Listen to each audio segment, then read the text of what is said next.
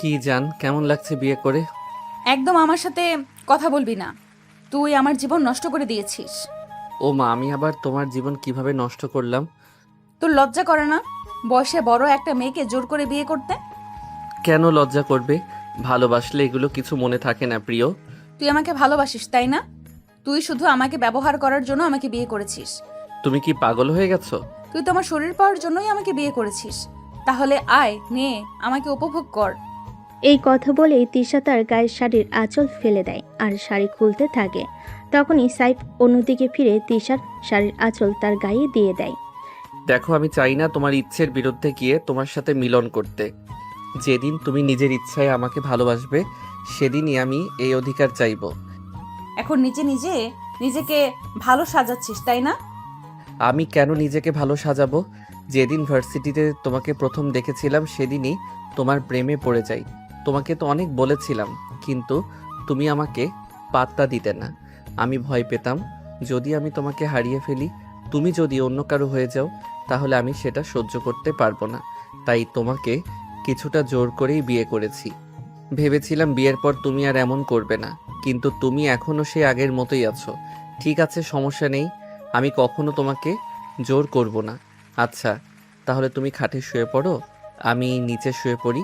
এই কথা বলে সাইফ একটা দীর্ঘশ্বাস ফেলে তিশাকে অন্য কিছু বলার সুযোগ না দিয়ে সে খাটের থেকে একটা বালিশ নিয়ে নিচে শুয়ে পড়ে। তিশা কিছুক্ষণ নীরবে কান্না করে তারপর সেও ঘুমিয়ে পড়ে।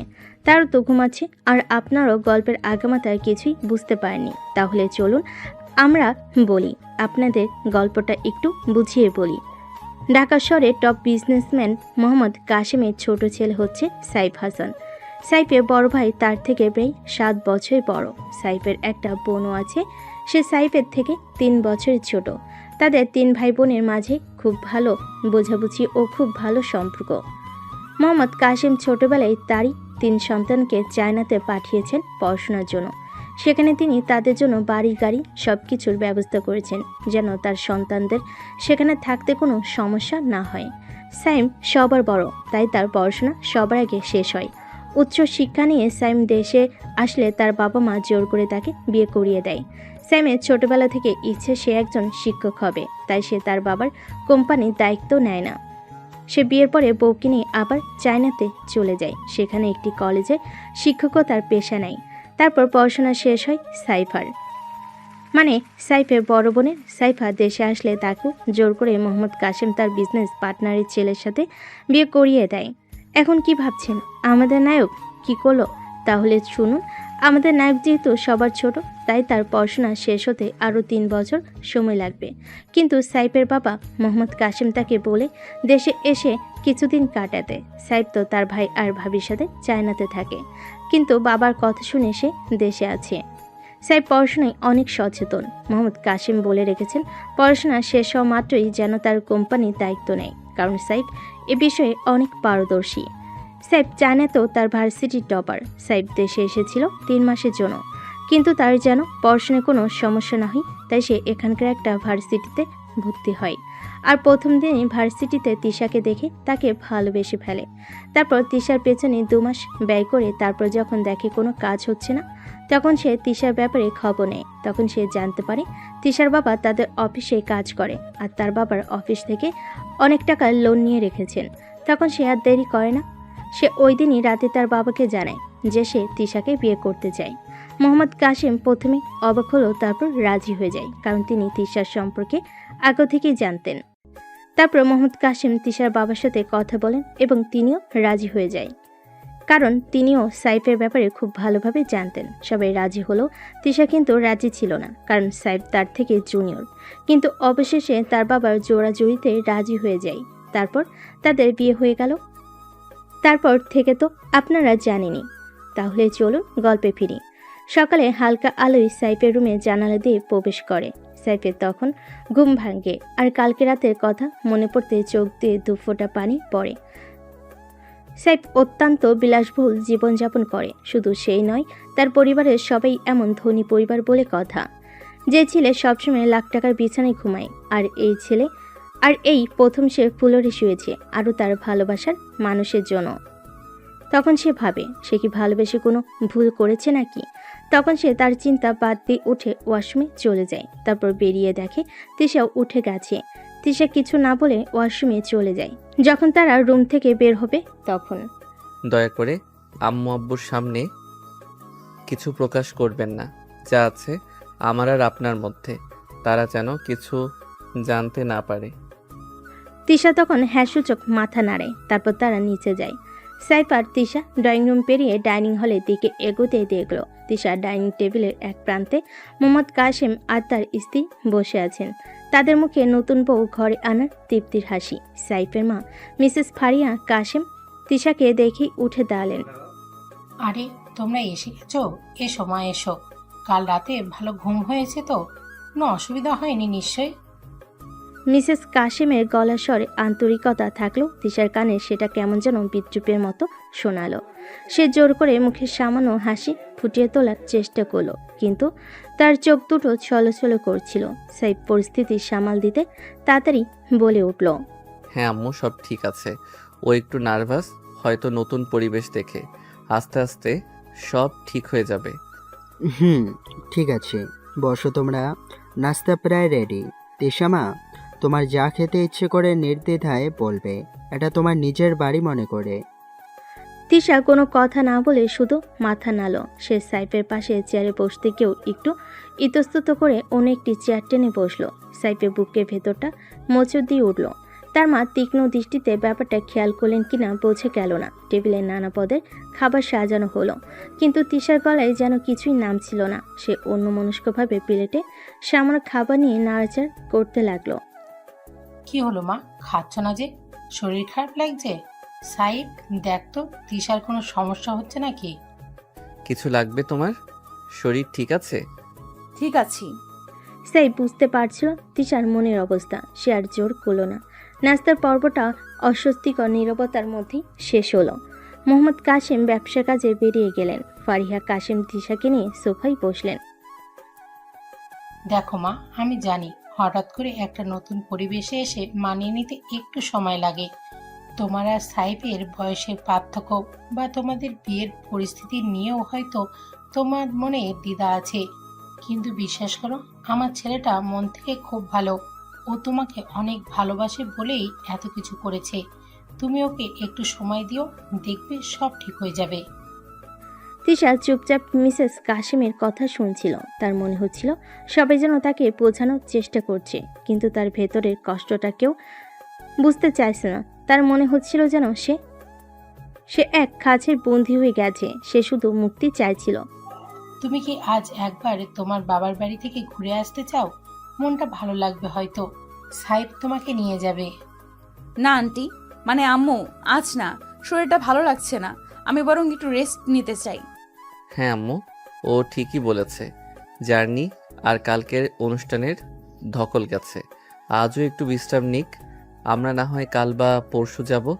ফারিয়া কাশেম আর জোর করলেন না। তিশা যেন হাঁপ ছেড়ে বাঁচল। সে উঠে নিজের ঘরে চলে এলো। সাইফও কিছুক্ষণ তার পিছু পিছু ঘুরে ঘরে এলো। ঘরে ঢুকে তিশা দেখল সাইফ আগের মতোই তার বালিশটা নিয়ে সোফার দিকে এগোচ্ছে। তিশা কেন যেন এবার একটু অন্যরকম লাগলো। যে ছেলেটা তাকে এত জোর করে বিয়ে করলো, সে কেন তার ইচ্ছের বিরুদ্ধে গিয়ে তাকে স্পর্শ করছে না? ছেলেটি কি সত্যি তাকে ভালোবাসে, নাকি এটাও তার কোনো নতুন চাল? নানা চিন্তায় তিশার মাথা ভার হয়ে এলো। সে খাটে গিয়ে চুপচাপ শুয়ে পড়ল। চোখের কোণ বেয়ে গড়িয়ে পড়ল কয়েক ফোঁটা অশ্রু। সাইফ দরজার কাছে দাঁড়িয়ে কিছুক্ষণ তিশার দিকে তাকিয়ে থেকে একটা দীর্ঘশ্বাস ফেলে ঘর থেকে বেরিয়ে গেল। দুজনের মধ্যেই তৈরি হওয়া অদৃশ্য দেওয়ালটা যেন আরো উঁচু হয়ে উঠল। সাইফ ঘর থেকে বেরিয়ে যাওয়ার পর তিশা আরো কিছুক্ষণ বিছানায় মুখ গুজে পড়ে রইল। কান্নার কারণে শরীরটা হালকা কাঁপছিল। বিলাসবহুল বিশাল এই ঘরটা যেন তাকে গিলে খেতে আসছিল। দামি আসবাবপত্র, নরম বিছানা, শীতাতপ নিয়ন্ত্রিত আরাম, কোনো কিছুই তার ভেতরে শূন্যতা আর ক্ষোভকে ঢাকতে পারছিল না। সে উঠে জানালার কাছে গিয়ে দাঁড়ালো। বাইরে সুন্দর বাগান, পরিপাটি লন, কিন্তু সবকিছুই তার কাছে অর্থহীন, বর্ণহীন মনে হচ্ছিল। তার মনে হচ্ছিল সে যেন সোনার খাঁচে বন্দি এক পাখি, যার ডানা দুটো ভেঙে দেওয়া হয়েছে। এদিকে সাইফের বিয়েতে তার ভাই বা বোন কেউই আসতে পারেনি। বড় ভাই সাইম চীন দেশে কলেজের অধ্যাপনা থেকে ছুটি ম্যানেজ করতে পারেনি, আর বোন সাইফা তার স্বামীর সাথে ডেনমার্কে থাকে। এত অল্প সময়ে নোটিশে এত দূর থেকে তাদের পক্ষেও আসা সম্ভব হয়নি। তাই বাড়িতে আপাতত সাইফের মা বাবা আর নবদম্পতি ছাড়া তেমন কেউই ছিল না। তিশা ভাবছিল তার ভার্সিটির কথা, বন্ধুদের কথা, তার নিজের সাজানো স্বপ্নের কথা। সাইফের এই একতরফা সিদ্ধান্ত তার পুরো জীবনকে উলটপালট করে দিয়েছে। যে ছেলেটা তার জুনিয়র, যার দিকে সে কখনো ফিরত তাকায়নি, সে ছেলেটাই আজ তার স্বামী। এটা সে কিছুতেই মেনে নিতে পারছিল না। আবার সাইফের রাতের ব্যবহার, তার সম্মান বজায় রাখার চেষ্টা, সেটাও তাকে দ্বিধায় ফেলছিল। মানুষটা আসলে কি চায়? যদি জোর করে বিয়ে করলো, তবে এখন এত ভালো সাজার কারণ কি? অন্যদিকে সাইফ ঘর থেকে বেরিয়ে সোজা চলে গিয়েছিল বাড়ির পেছনে সুইমিং পুলের ধারে। একটা চেয়ার টেনে চুপচাপ বসে রইল। তার মা ফারিয়া কাশেম দূর থেকে ছেলেকে কিছুক্ষণ দেখলেন, এরপর কাছে এগিয়ে এলেন। এখানে একা বসে আছিস যে? তিশা কি এখনো রেস্ট নিচ্ছে? হ্যাঁ আম্মু, ওকে একটু একা থাকতে দাও, ওর সময় লাগবে। আমি বুঝতে পারছি ওর কষ্ট হচ্ছে, কিন্তু তুই যেভাবে ওকে বিয়ে করে আনলি, কাজটা কি ঠিক হলো সাইফ? মেয়েটার মনের অবস্থাটা একবার ভেবে দেখছিস? সাইম বা সাইফা থাকলেও হয়তো তোকে কিছু বোঝাতো। আমি ওকে ভালোবাসি আম্মু, আমি ওকে হারাতে চাইনি। আমি জানি পথটা ভুল ছিল, কিন্তু উদ্দেশ্যটা ভুল নয়। ওকে আমি সব সুখ দেব। দেখো তুমি শুধু একটু সময় দাও। যা ভালো বুঝিস কর, তবে খেয়াল রাখিস ভালোবাসার নামে যে ওর ওপর কোনো অত্যাচার না হয়। ওর মুখের দিকেও তাকালে বড্ড মায়া লাগে। ফারিয়া কাশেম চলে গেলেন। সাইফ আবার একা হয়ে গেল। কিছুক্ষণ পর বাড়ির একজন সাহায্যকারী এসে জানালো তিশা ঘর থেকে বেরোয়নি, তাই খাবারটা ঘরে পাঠিয়ে দেওয়া হবে কিনা। সাইফ মাথা নেড়ে সায় দিল। দুপুরে কাজে লোক খাবার নিয়ে এলে তিশা দরজা খুলে খাবারটা নিল বটে, কিন্তু খেলো নামমাত্র। তার শুধু মনে হচ্ছিল বাবার কথা। বাবা কিভাবে পারলেন টাকার জন্য তার জীবনটাকে এভাবে বিকিয়ে দিতে? সে ফোন হাতে নিয়েও বাবাকে কল করতে পারল না। কি বলবে সে? অভিযোগ করবে? তাতে কি লাভ হবে? তাতে কি কোনো লাভ হবে? বিকেলের দিকে সাইফের ফোন বেজে উঠল। স্ক্রিনে বড় বোনের নাম সাইফা দেখে সে ফোন রিসিভ করলো। কি রে সাইফ, বিয়ে করে তো আমাদের ভুলেই গেলি। নতুন বউ পেয়ে আর বোনকে মনে নেই? ভাবি কেমন আছে? তোর পছন্দ যখন, দেখতে নিশ্চয়ই বোনের মতো। হ্যাঁ আপু ভালো আছে। তুমি কেমন আছো? দুলাভাই কেমন আছে? আমরা ভালো আছি রে, কিন্তু তোর গলা মন শুকনো লাগছে কেন? সব ঠিক আছে তো? ভাবি কি খুব সুন্দরী, নাকি তুই প্রেমে হাবুডুবু খাচ্ছিস বলে কথা? বলার সময় নেই, দে না ভাবির সাথে একটু কথা বলিয়ে দে। ও ও এখন রেস্ট নিচ্ছে রে আপু। কাল রাতে জার্নি আর অনুষ্ঠানে অনেক ধকল গেছে, তো পরে কথা বলিস। ও আচ্ছা ঠিক আছে। দুলাভাইয়ের খেয়াল রেখো, আর আমার তরফ থেকে সালাম দিও। রাখছি তাহলে। ফোন রেখে সাইফের মনটা আরও খারাপ হয়ে গেল। সবাই কত খুশি, কিন্তু সে আর তিশা যে কিসের মধ্য দিয়ে যাচ্ছে তা কেবল তারাই জানে। সন্ধ্যা নামার পর সাইফ আবার ঘরে এলো। দেখলো তিশা একটা বই হাতে নিয়ে বিছানার একপাশে বসে আছে, কিন্তু তার দৃষ্টি বইয়ের পাতায় নয়, অন্য কোথাও নিবদ্ধ। সাইফ ঘরে ঢুকতে সে সচকিত হয়ে বইয়ের দিকে তাকালো। তোমার কি কিছু লাগবে? কফি বা অন্য কিছু? তিশা মাথা নেড়ে না বোঝালো, কিন্তু কোনো কথা বলল না। রাতের খাবার কি ঘরে এনে দেবো নাকি নিচে যাবে? তিশা একইভাবে মাথা নেড়ে জানালো সে ঘরেই খাবে। সাইফ আর কিছু বলল না। সে রাতের খাবারের ব্যবস্থা করতে বেরিয়ে গেল। তিশা আবার একা হয়ে গেল। তার মনে হলো এই বিশাল বাড়িতে সে যেন একা এক বন্দি। এই বিয়ে, এই সম্পর্ক, এর ভবিষ্যৎ কি? সে কি পারবে কখনো সাইফকে মেনে নিতে, নাকি তার জীবনটা এই নিরস চার দেওয়ালের মধ্যেই শেষ হয়ে যাবে? ভার্সিটিতে ফেরার স্বপ্নটাও যেন দূরে দূরে সরে যেতে লাগলো। তিশার দু চোখ আবার ঝাপসা হয়ে এলো। রাতের খাবার নীরবে শেষ হলো। তিশা সামান্য খেলো, আর সাইফ অপলক দৃষ্টিতে তার দিকে তাকিয়ে রইল। তাদের মধ্যে কোনো কথা হলো না। খাবার শেষে তিশা নিজে ট্রে গুছিয়ে রাখতে যাচ্ছিল, কিন্তু সাইফ তাড়াতাড়ি তার হাত থেকে ট্রেটা নিয়ে পড়ল। তুমি বসো, আমি রাখছি। তিশা অবাক হয়ে সাইফের দিকে তাকালো। এই সেই ছেলে যে তাকে জোর করে বিয়ে করেছে, আর এখন তার এত যত্ন নিচ্ছে। তার ভেতরে দ্বন্দ্বটা আরও বাড়ছিল। কিছুক্ষণ পর সাইফ ঘরে ফিরে এলো। দেখলো তিশা বেলকনিতে দাঁড়িয়ে বাইরের অন্ধকার দেখছে। রাতের নিস্তব্ধতা আর দূরে টিমটিমে আলোয় একটা বিষণ্ণ পরিবেশ তৈরি হয়েছে। সাইফ সপ্তপনে এগিয়ে গেল। কি দেখছো? তিশা চমকে উঠল। সে ভাবতেও পারেনি সাইফ এত কোয়ালিটি তার কাছে আসবে। কিছু না, এমনি। ঠান্ডা লাগছে, ভেতরে আসবে? সে ভাবতেও পারেনি সাইফ এত কুইকলি তার কাছে আসবে। তিশা মাথা নেড়ে না জানালো। কিছুক্ষণ দুজনে চুপ করে দাঁড়িয়ে রইল। রাতের বাতাস তাদের চুল ছুঁয়ে যাচ্ছিল। নীরবতা ভাঙল সাইফ। তিশা, আমি জানি তুমি আমার উপর খুব রেগে আছো। তোমার যা মনে হচ্ছে সেটা স্বাভাবিক, কিন্তু বিশ্বাস করো, আমার কোনো খারাপ উদ্দেশ্য ছিল না। তোমাকে কষ্ট দেওয়া আমার লক্ষ্য নয়। তাই? তাহলে আমাকে জোর করে বিয়ে করার মানে কি? এটাই তোমার ভালোবাসা? আমার জীবনটা নষ্ট করে দেওয়া? আমি জানি আমার কাজটা ঠিক হয়নি, কিন্তু আমি তোমাকে সত্যিই ভালোবাসি। ভার্সিটিতে প্রথম দেখার পর থেকে আমি তোমার প্রতি দুর্বল হয়ে পড়েছিলাম। তোমার ব্যক্তিত্ব, তোমার হাসি, সব কিছু আমাকে পাগল করে তুলেছিল। আমি তোমাকে হারানোর ভয়ে ভীত ছিলাম। মনে হতো তুমি যদি অন্য কারো হয়ে যাও, আমি সেটা সহ্য করতে পারবো না। ভালোবাসা? এটা কেমন ভালোবাসা যেখানে তুমি আমার ইচ্ছের কোনো মূল্যই দিলে না? তুমি কি একবারও ভেবে দেখেছো আমি কি চাই? আমারও তো একটা স্বপ্ন ছিল, একটা ভবিষ্যৎ ছিল, তুমি সব কেড়ে নিলে। আমি জানি, আমি সব বুঝতে পারছি, আমার ভুল হয়েছে। কিন্তু আমি তোমাকে কথা দিচ্ছি, আমি তোমাকে কখনো কোনো ব্যাপারে জোর করব না। তুমি যেভাবে চাও সেইভাবে তোমার জীবন চলবে। আমি শুধু তোমার পাশে থাকতে চাই। যদি তুমি কখনো আমাকে একটু সুযোগ দাও। তিশা তীক্ষ্ণ দৃষ্টিতে সাইফের দিকে তাকালো। তার চোখে অবিশ্বাস আর ঘৃণা মেশানো ছিল। কিসের সুযোগ তুমি চাইছো? আমার জীবনটা কেড়ে নেওয়ার পর আর কি সুযোগ বাকি আছে? তুমি কি মনে করো আমি সবকিছু ভুলে গিয়ে তোমার সাথে সুখে সংসার করব? এটা কখনো সম্ভব না। আমি জানি এটা সহজ নয়, কিন্তু আমি চেষ্টা করতে রাজি আছি। তোমার বিশ্বাস অর্জন করার জন্য আমি সব কিছু করতে পারি। শুধু আমাকে একটু সময় দাও। তিশা কিছুক্ষণ চুপ করে রইল। তারপর একটা দীর্ঘশ্বাস ফেলে বলল, সময়ের কাছে কি আমার নষ্ট হওয়া জীবনটা ফিরে পাবো? আমার ভেঙে যাওয়া স্বপ্নগুলো জোড়া লাগবে? তুমি বুঝতেও পারছো না তুমি আমার সাথে কি করেছো। আমি বুঝতে পারছি তিশা, সত্যি বুঝতে পারছি। আমার কোনো অজুহাত নেই। আমি শুধু চাই তুমি একবার আমার দিক থেকেও দেখো। আমার ভালোবাসা হয়তো প্রকাশের ভঙ্গিটা ভুল ছিল, কিন্তু আমার অনুভূতিটা সত্যি।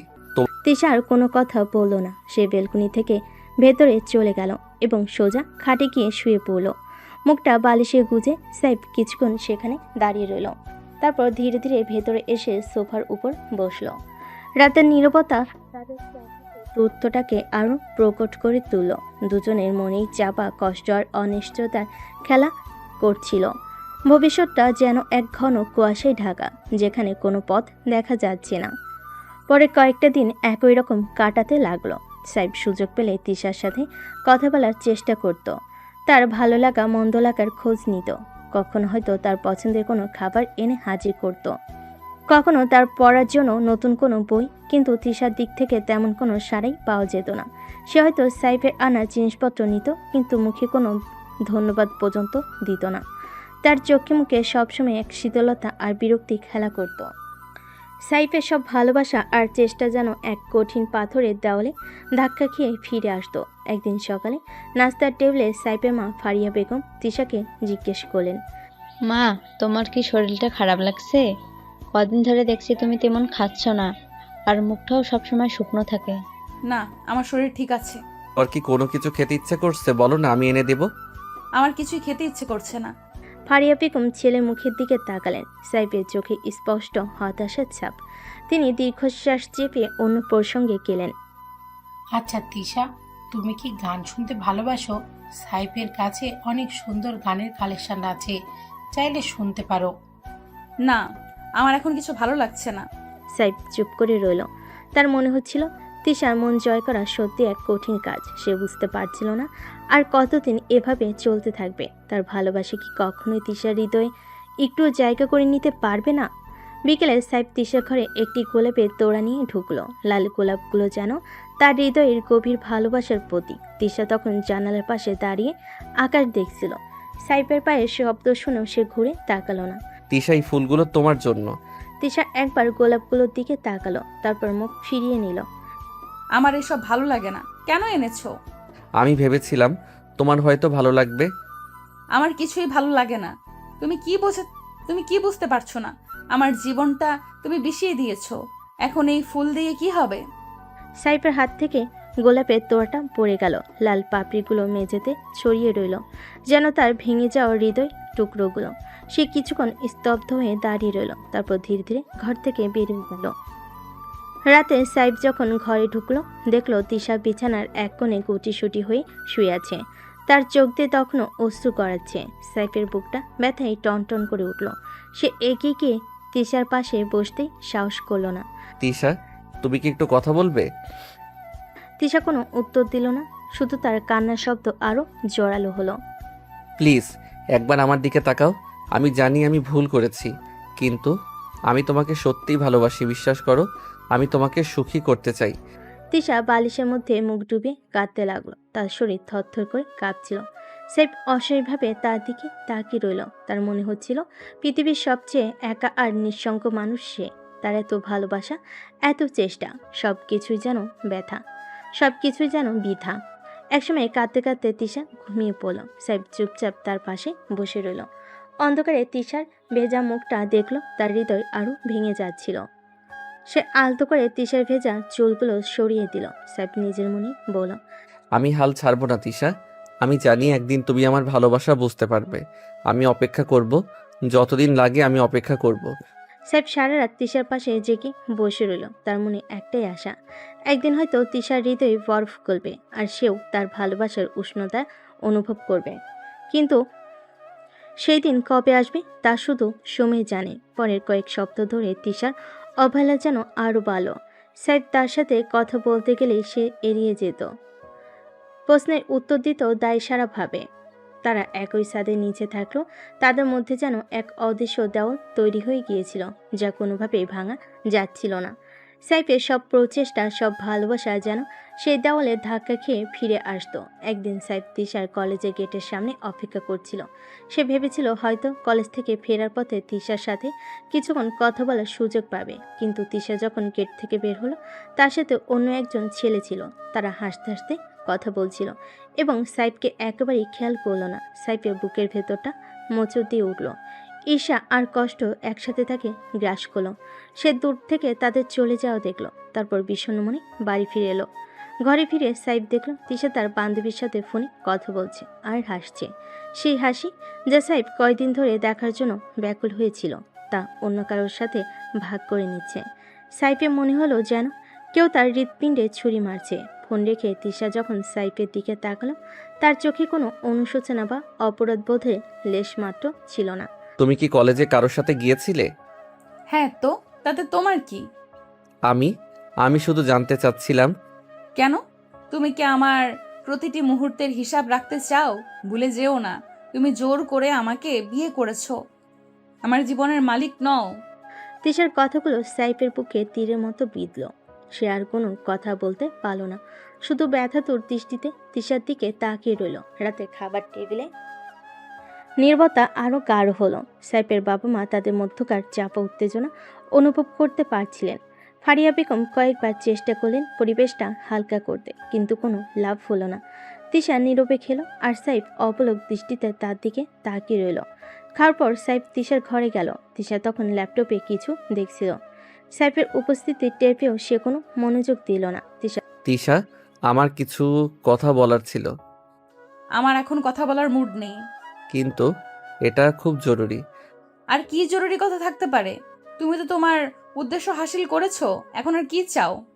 আমি তোমাকে বোঝাতে চাই। আমার কিছুই বোঝার নেই। তুমি আমার জীবনটা নষ্ট করেছো, এটাই সত্যি, আর আমি তোমাকে কখনোই ক্ষমা করব না। ল্যাপটপ বন্ধ করে সাইফের দিকে তাকালো। তার চোখে ঘৃণা আর বিতৃষ্ণা স্পষ্ট। সাইফ সেই দৃষ্টি সহ্য করতে না পেরে মাথা নিচু করল। ঠিক আছে, যদি তুমি এখন কথা বলতে না চাও তবে থাক, কিন্তু আমি সবসময় তোমার জন্য এখানে আছি। যখন তোমার মনে হবে তুমি কথা বলতে পারো। সাইফ ঘর থেকে বেরিয়ে গেল। তার মনে হচ্ছিল তাদের মধ্যকার দূরত্ব ক্রমশ বাড়ছে, আর এই বরফ গলাতে না পারলে তাদের ভবিষ্যৎ অন্ধকার। তার ভালোবাসার প্রতিদান হিসেবে সে শুধু অবহেলাই পাচ্ছে, যা তার হৃদয়কে ক্ষতবিক্ষত করছে। সে বুঝতে পারছিল না আর কতদিন সে এই নীরব যন্ত্রণা সহ্য করতে পারবে। তার মনে একটাই প্রশ্ন ঘুরপাক খাচ্ছিল, কবে তিশা তার ভালোবাসার গভীরতা বুঝতে পারবে, নাকি তাদের সম্পর্কটা চিরকাল এমনই তিক্ত আর শীতল থাকবে। হ্যাঁ, তারপরে দিনগুলো যেন একঘেয়েমি বেড়া জালে বাধা পড়ে কাটতে লাগলো। সাইফ তার দিক থেকে ভালোবাসার প্রকাশে কোনো ত্রুটি রাখতো না। সকালে ঘুম থেকে উঠে তিশাকে উইশ করা থেকে শুরু করে রাতে ঘুমাতে যাওয়ার আগে তার খেয়াল রাখা সব কিছু সে নীরবে করে যেত। কখনো তিশার পছন্দের ফুল এনে তার পড়ার টেবিলে রেখে দিত, কখনো তার জন্য গরম কফি বানিয়ে অপেক্ষা করত। কিন্তু তিশার আচরণে সামান্যতম পরিবর্তন দেখা যেত না। সে সাইফের সাথে প্রয়োজন ছাড়া কথা বলতো না। যদি কোনো কারণে কথা বলতে হতো তবে তা ছিল খুবই সংক্ষিপ্ত এবং শীতল। তাদের একই ঘরে থাকাটা যেন দুটো ভিন্ন মেরুর মানুষের সহ অবস্থান ছিল। একজন ভালোবাসার উষ্ণতা ছড়াতে চাইতো, অন্যজন সেই উষ্ণতাকে অপেক্ষা করে দূরে সরে থাকতে চাইতো। স্যার তার বন্ধুদের সাথে আগের মতো আড্ডা দিতে পারত না। তার মন সবসময় তিশার চিন্তায় আচ্ছন্ন থাকতো। তাদের সম্পর্কটা কোন দিকে যাচ্ছে তা ভেবে সে অস্থির থাকতো। তার বাবা মা তাদের মধ্যকার চাপা অস্বস্তি বুঝতে পারতেন, কিন্তু সরাসরি কিছু জিজ্ঞেস করতে সাহস পেতেন না। তারা হয়তো আশা করেছিলেন সময়ের সাথে সাথে সব কিছু ঠিক হয়ে যাবে। তিশা তার স্বাভাবিক জীবন থেকে অনেকটাই দূরে সরে গিয়েছিল। ভার্সিটিতে গেলেও বন্ধুদের সাথে তেমন মিশত না, ক্লাসেও তেমন মনোযোগ কম থাকতো। তার মনে সবসময় সাইফের প্রতি জমে থাকা ক্ষোভ আর বিতৃষ্ণা কিলবিল করত। এই জোরপূর্বক বিয়েটা তার সব স্বপ্ন আর আকাঙ্ক্ষাকে যেন ধূলিসাৎ করে দিয়েছিল। সে ভেতরে ভেতরে জ্বলছিল, কিন্তু বাইরে একটা পাথরের মতো কঠিন আবরণ তৈরি করেছিল, যা ভেদ করা সাইফের পক্ষে ক্রমশ কঠিন হয়ে উঠছিল। তাদের বেডরুমটা নীরবতায় এক স্থায়ী আবাসে পরিণত হয়েছিল। রাতে সাইফ সোফাতেই ঘুমাতো, আর তিশা একা একা বিছানায় শুয়ে সিলিংয়ের দিকে তাকিয়ে থাকতো।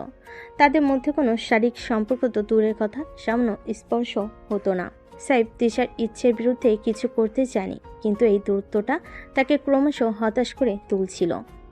একদিন সাইফ সাহস করে তিশার কাছে গিয়ে বসলো। তিশা তখন বারান্দায় দাঁড়িয়ে দূরের আকাশ দেখছিল।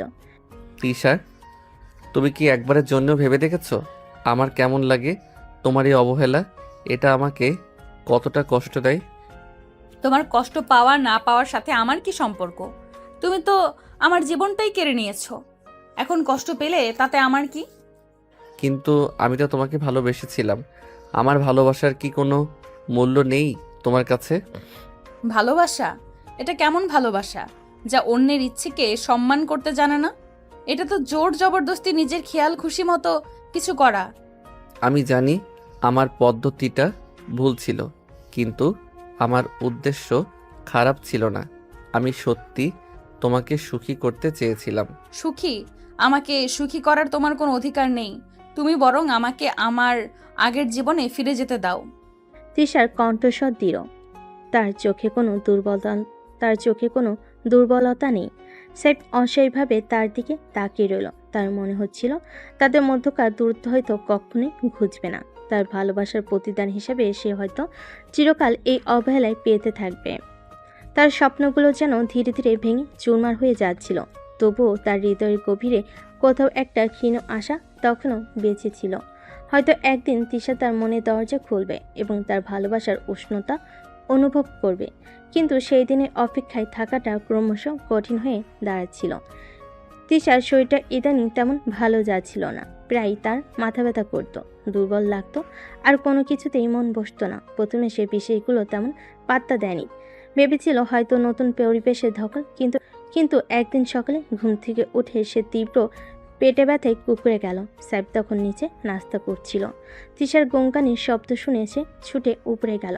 দেখল তিশা বিছানায় ভাঁজ হয়ে পড়ে আছে। তার মুখ পিলে হয়ে গেছে আর কপালে বিন্দু বিন্দু ঘাম। তিশা, কি হয়েছে তোমার? সাইফের উদ্বিগ্ন কণ্ঠ শুনে তিশা দুর্বলভাবে তার দিকে তাকালো। তার চোখের জলে আভাস। খুব খুব ব্যথা করছে পেটে। কোথায় ব্যথা করছে? কেমন ব্যথা? দাঁড়াও, আমি এক্ষুনি ডাক্তার ডাকছি। সাইফ তড়িঘড়ি করে নিজের ফোনটা হাতে নিল। তার হাত কাঁপছিল। সে তার পারিবারিক ডাক্তারের নম্বর ডায়াল করতে শুরু করলো। লাগবে না, হয়তো এমনিতেই ঠিক হয়ে যাবে। এমনিতেই ঠিক হয়ে যাবে? তুমি কি বুঝতে পারছো কতটা কষ্ট হচ্ছে তোমার? চুপ করে শুয়ে থাকো, আমি এক্ষুনি ডাক্তার নিয়ে আসছি। সাইফ তিশার কথা না শুনে ডাক্তারকে ফোন করলো এবং দ্রুত তাদের বাড়িতে আসতে বলল। এরপর সে তিশার পাশে বসলো, আলতো করে তার কপালে হাত বুলিয়ে দিল। তিশার শরীর তখনও ব্যথায় কুঁকড়ে যাচ্ছিল। এই প্রথম সাইফ তিশার এত কাছে এলো, এত অসহায় অবস্থায় দেখল। তার ভেতরে সব অভিমান, সব কষ্ট যেন মুহূর্তেই উবে গেল। এখন তার একটাই চিন্তা, তিশাকে সুস্থ করে তোলা। কিছুক্ষণের মধ্যে ডাক্তার এসে পৌঁছালেন। তিনি তিশাকে পরীক্ষা করলেন এবং কিছু টেস্ট করার পরামর্শ দিলেন। সাহেব ডাক্তারের সাথে নিচে গিয়ে কথা বলল এবং তিশার সব রকম খেয়াল রাখার জন্য নার্সিংয়ের ব্যবস্থা করল। পরে কয়েকটা দিন সাহেব তিশার পাশেই ছিল। নিজের অফিসের কাজও সে বাড়ি থেকেই সামলাচ্ছিল। রাতে সোফার বদলে সে তিশার বিছানার পাশেই একটা তোষক পেতে ঘুমাতো, যাতে তিশার কোনো অসুবিধা হলে সঙ্গে সঙ্গে ছুটে আসতে পারে।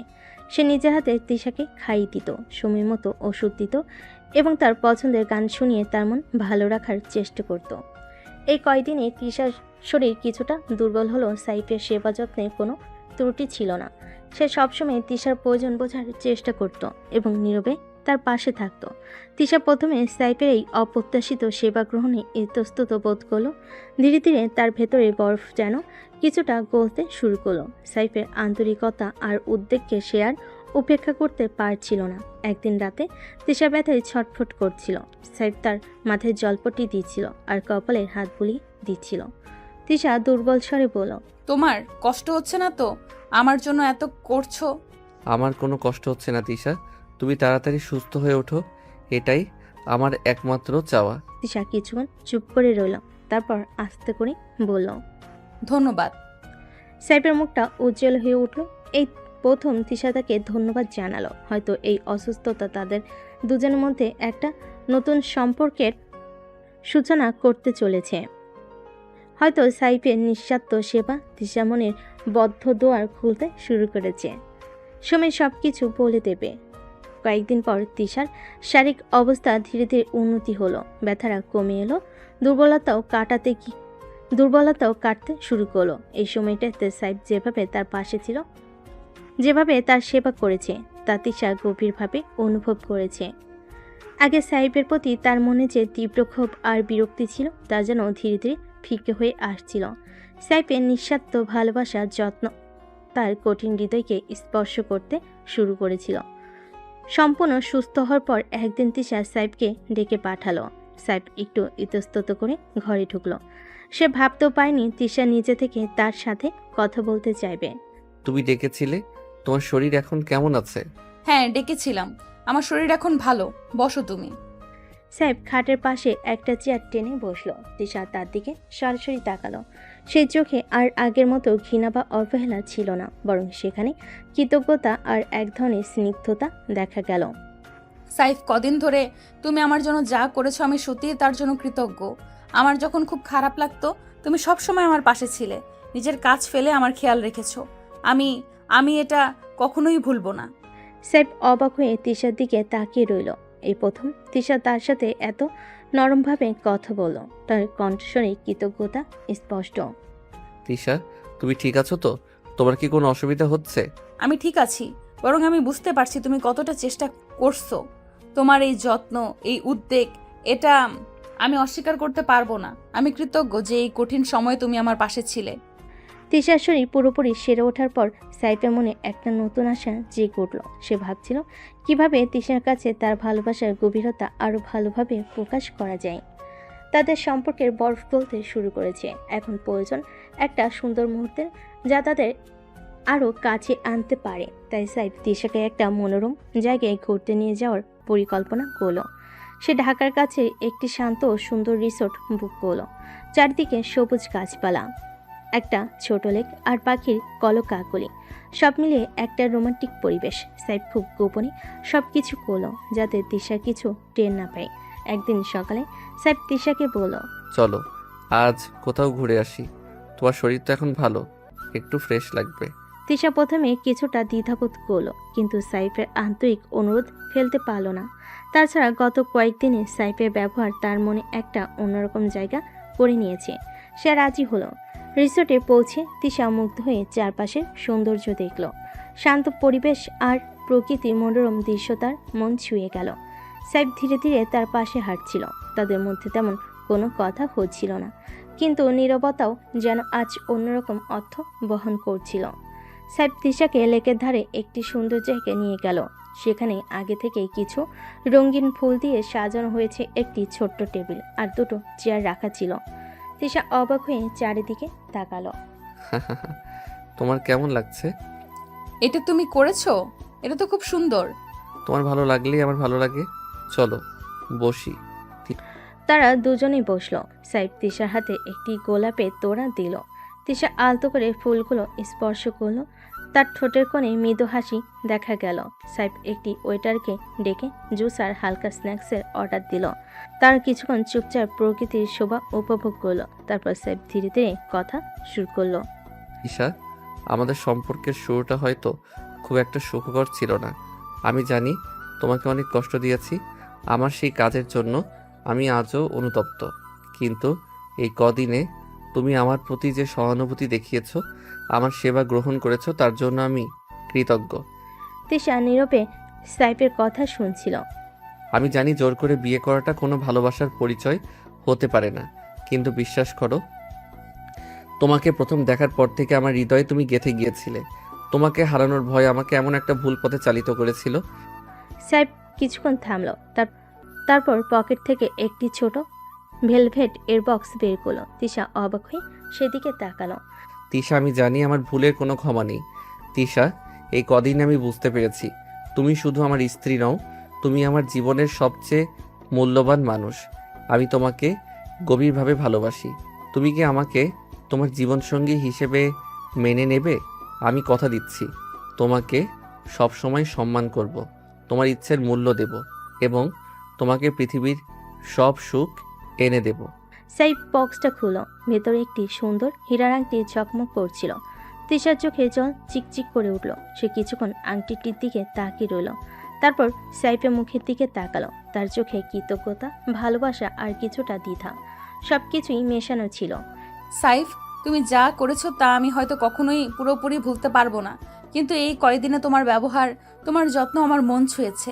আমি বুঝতে পারছি তুমি সত্যিই আমাকে ভালোবাসো। তোমার প্রস্তাব, এটা আমার জন্য খুব অপ্রত্যাশিত। আমাকে একটু সময় দাও, আমি ভেবে দেখি। অবশ্যই তিশা, তুমি যত সময় চাও আমি দেব। আমি শুধু চাই তুমি তোমার মন থেকে সিদ্ধান্ত নাও। আমার ভালোবাসা তোমার জন্য সবসময় থাকবে। সাইফ আংটিটা তিশার দিকে এগিয়ে দিল না, টেবিলের উপর রেখে দিল। তার দুজনেই নীরব হয়ে বসে রইল। চারপাশে মনোরম প্রকৃতিও যেন তাদের উত্তরের অপেক্ষায় স্তব্ধ হয়ে গিয়েছিল। তিশার মনে তখন নানা ভাবনা ঘুরপাক খাচ্ছিল। জোর করে শুরু হয় একটা সম্পর্ক কি সত্যি ভালোবাসার পরিণতি পেতে পারে? সাইফের আন্তরিকতা কি তার অতীতের ভুলকে ক্ষমা করে দেওয়ার জন্য যথেষ্ট? উত্তরটা হয়তো সময়ই দেবে। লেকের ধারে শান্ত পরিবেশে সাইফের প্রস্তাব শুনে তিশার মন এক জটিল আবর্তে ঘুরপাক খাচ্ছিল। একদিকে সাইফের গত কয়েকদিনের আন্তরিক সেবা, অন্যদিকে তাদের সম্পর্কের তিক্ততা শুরু। দুটো বিষয়ই তার মনে সমানভাবে দোলা দিচ্ছিল। হীরার আংটিটা টেবিলের উপর আলো ছড়াচ্ছিল, যেন এক নীরব প্রশ্ন নিয়ে অপেক্ষা করছে। কিছুক্ষণ নীরবতা থাকার পর তিশা ধীরে ধীরে মুখ খুলল। তার কণ্ঠস্বর শান্ত, কিন্তু তাতে একটা দৃঢ়তা ছিল। সাইফ, তোমার এই সুন্দর প্রস্তাবের জন্য ধন্যবাদ। তুমি যে এত কিছু ভেবেছো তাতে আমি কৃতজ্ঞ, কিন্তু সত্যি বলতে আমার পক্ষে এখনই কোনো সিদ্ধান্ত নেওয়া সম্ভব নয়। আমি বুঝতে পারছি তিশা, তুমি সময় নাও, আমি অপেক্ষা করব। শুধু সময় নয় সাইফ, আরও কিছু কথা আমার বলা দরকার। তুমি আমার অসুস্থতার সময় আমার যে যত্ন নিয়েছো তার জন্য আমি কৃতজ্ঞ। সেই সময়টাতে আমি তোমার অন্য একটা রূপ দেখেছি, যে রূপে ভালোবাসার সহানুভূতি ছিল। কিন্তু তুমি ভুলে যাচ্ছ কেন আমাদের সম্পর্কের শুরুটা কেমন ছিল? তুমি আমার ইচ্ছের বিরুদ্ধে গিয়ে আমাকে জোর করে বিয়ে করেছো। সেই অপমান, সেই কষ্ট আমি এত সহজে ভুলতে পারবো না। সাইফের মুখটা মলিন হয়ে গেল। সে চুপ করে তিশার কথা শুনতে লাগলো। সাইফ তুমি হয়তো এখন আমাকে ভালোবাসো, হয়তো তোমার উদ্দেশ্য খারাপ ছিল না, কিন্তু তোমার সেই একটা কাজ আমার পুরো জীবনটাকে তছনছ করে দিয়েছে। আমার নিজের কিছু স্বপ্ন ছিল, কিছু পরিকল্পনা ছিল। এই বিয়ের মাধ্যমে তুমি আমার সব কেড়ে নিয়েছো। আর তুমি ভাবছো একটা সুন্দর রিসোর্ট আর একটা হীরার আংটি দিয়ে তুমি সেসব ভুলিয়ে দেবে? তুমি কি মনে করো এত সহজে আমি তোমাকে আমার জীবনসঙ্গী হিসেবে মেনে নেব? আমি এমনটা ভাবিনি তিশা, আমি শুধু চেয়েছিলাম তোমাকে বোঝাতে। বোঝাতে? তুমি আমাকে কি বোঝাতে চেয়েছিলে? যে তুমি একজন ধনী আর প্রভাবশালী পুরুষ, তাই আমার জীবনটা নিজের মর্জি মতো চালাবে? আমার কোনো ইচ্ছের দাম নেই? মাথা নিচু করে রইল। আর তার বলার কিছু ছিল না। তিশার অভিযোগগুলো একেবারে ভিত্তিহীন নয়। তোমার ভালোবাসা হয়তো সত্যি হতে পারে, কিন্তু সেই ভালোবাসার ভিত্তিটা ভুল। তুমি আমার সম্মান নষ্ট করেছো, আমার স্বাধীনতা কেড়ে নিয়েছো, আর এখন তুমি আশা করছো আমি সবকিছু ভুলে গিয়ে তোমার হাত ধরবো? এটা কখনো সম্ভব না। তিশা টেবিলের উপর রাখা আংটিটার দিকে ঘৃণা ভরে তাকালো। এই আংটি, এটা আমার কাছে তোমার ভুলের প্রায়শ্চিত্তের মতো মনে হচ্ছে, আর আমি সেই প্রায়শ্চিত্ত গ্রহণ করতে রাজি নই। তা শেষ করে তিশা চেয়ার ছেড়ে উঠে দাঁড়ালো। তার চোখে মুখে চরম বিরক্তি আর অপমান স্পষ্ট। চলো বাড়ি ফেরা যাক, আমার আর এখানে এক মুহূর্ত থাকতে ইচ্ছে করছে না। সাইব পাথরের মতো বসে রইল। তার বুকের ভেতরটা যেন ভেঙে চুরমার হয়ে যাচ্ছিল। সে আশা করেছিল হয়তো তিশা তার ভালোবাসার মূল্য দেবে, তাদের সম্পর্কটা একটা নতুন নতুন দিকে মোড় নেবে। কিন্তু তিশার প্রত্যাখ্যানের পর তার সব স্বপ্ন ধূলিসাৎ হয়ে গেল। চরম অপমান আর হতাশা তাকে গ্রাস করলো। সে বুঝতে পারছিল না এরপর তার কি করা উচিত। রিসোর্টের নরম পরিবেশও যেন তাদের বিষণ্ণতার চাই মিলান হয়ে গিয়েছিল। ওয়েটার এসে তাদের অর্ডারের কথা জিজ্ঞেস করলে সাইব কোনো মতে বিল মিটিয়ে দেওয়ার কথা বলল। নীরবতা ভেঙে তারা গাড়ির দিকে এগিয়ে গেল। দুজন মনে এক গভীর ক্ষত নিয়ে রিসোর্ট থেকে ফিরে আসার পর সাইব যেন নিজেকে গুটিয়ে নিল। তিশার প্রত্যাখ্যানের রেস্তার চারপাশে এক বিষণ্ণতার চাদর বিছিয়ে দিল।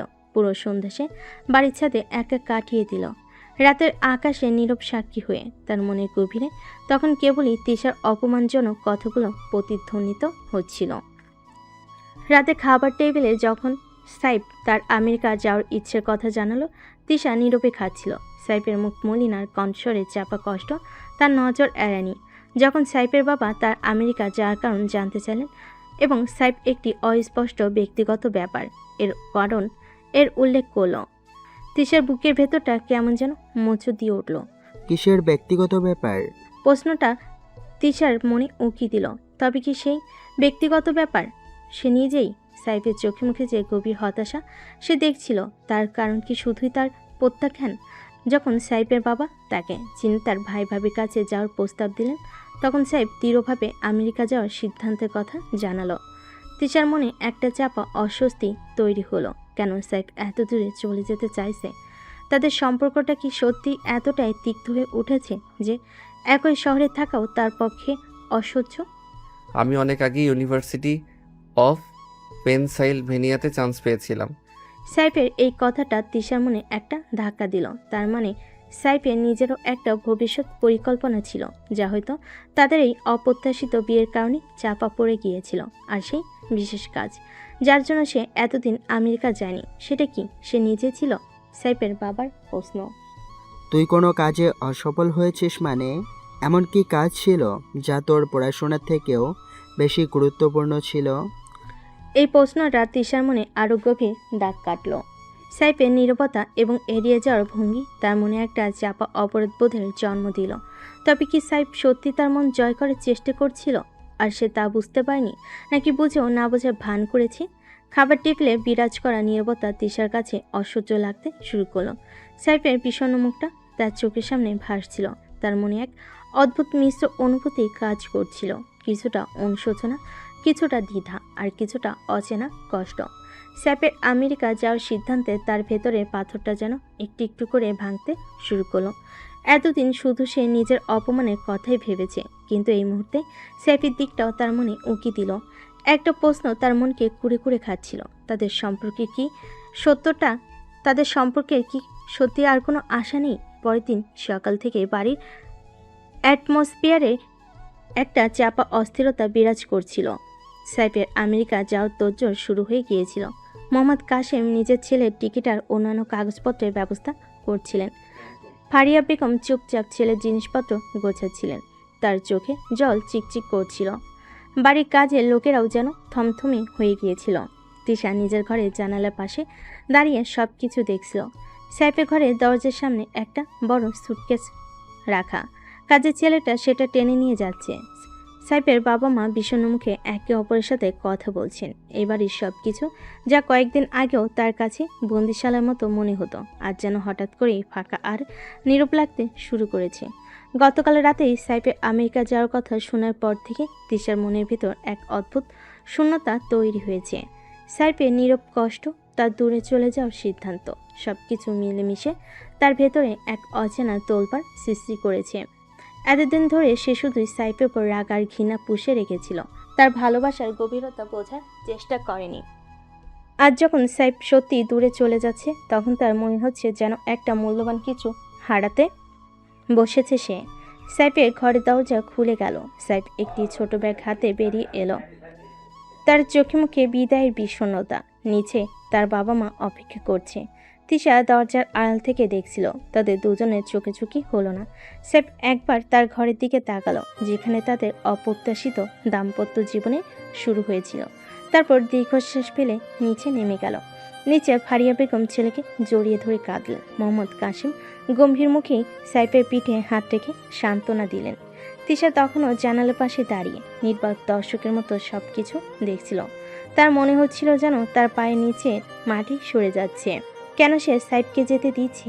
কেন তার মুখ ফুটে একটা কথাও বের হচ্ছে না? সাইফ যখন গেটের দিকে এগিয়ে যাচ্ছিল, তিশা মনে হলো যেন তার বুকের ভেতরটাকেও চেপে ধরেছে। হঠাৎ করে মনে হলো সাইফ চলে গেলে তার জীবনটা আরও বেশি ফাঁকা হয়ে যাবে। যে মানুষটা জোর করে হলো তার জীবনে এসেছিল, তার সেবা করেছিল, তার প্রতি ভালোবাসা দেখিয়েছিল, আজ দূরে চলে যাচ্ছে। আর সে কিছুই করতে পারছে না। একটা অজানা আবেগ তিশার গলা ধরে এলো। সে দ্রুত ঘর থেকে বেরিয়ে এলো। সিঁড়িতে নামতে গিয়ে তার পা সামান্য কেঁপে গেল। যখন সে ড্রয়িং রুমে পৌঁছালো, দেখলো সাইফ তার বাবা মার থেকে বিদায় নিচ্ছে। তিশা দরজার কাছে এসে থমকে দাঁড়ালো। তার ঠোঁট নড়তে চাইলেও কোনো শব্দ বের হলো না। তার ভেতরে অস্থিরতা ক্রমশ বাড়ছিল, কিন্তু কোনো এক অদৃশ্য শক্তি যেন তার পা দুটোকে গেটের দিকে এগিয়ে যেতে বাধা দিচ্ছিল। সে শুধু অসহায়ভাবে দেখল সাইফ তার বাবা মায়ের কাছ থেকে বিদায় নিয়ে ধীরে ধীরে গেটের বাইরে চলে গেল। কালো গাড়িটা যখন ধীরে ধীরে দূরে মিলিয়ে গেল, তখন তিশার চোখ ফেটে জল বেরিয়ে এলো। সে দরজার ফ্রেমে হাত রেখে কাঁদতে লাগলো। তার নীরব কান্না যেন তার ভেতরে অনুশোচনা আর হারানোর ভয়কে প্রকাশ করছিল।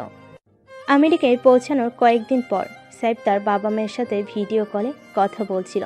তখন বাংলাদেশে গভীর রাত। মোহাম্মদ কাশেম আর ফারিয়া বেগম তাদের ড্রয়িং রুমে বসে ছেলের সাথে কথা বলছিলেন। সাইফের কণ্ঠস্বর কিছুটা ক্লান্ত শোনাচ্ছিল, কিন্তু তাদের সাথে কথা বলার সময় সে স্বাভাবিক থাকার চেষ্টা করছিল। তখন অন্য ঘরে জেগে থাকা তিশা তাদের কৌতূহল আর চাপা অস্বস্তি নিয়ে নিঃশব্দে দরজা খুলে পাশের ঘরে এসে দাঁড়ায়, যাতে তাদের কথা শুনতে পায়। কেমন আছিস বাবা? আমি ভালো আছি বাবা। এখানে সব ঠিকঠাক। ইউনিভার্সিটিতে ভর্তি হয়েছি, ক্লাসও শুরু হয়েছে। আর শরীরটা কেমন আছে? ঠিক মতো খাচ্ছিস তো? হ্যাঁ মা, তোমরা চিন্তা করো না, আমি নিজের খেয়াল রাখছি।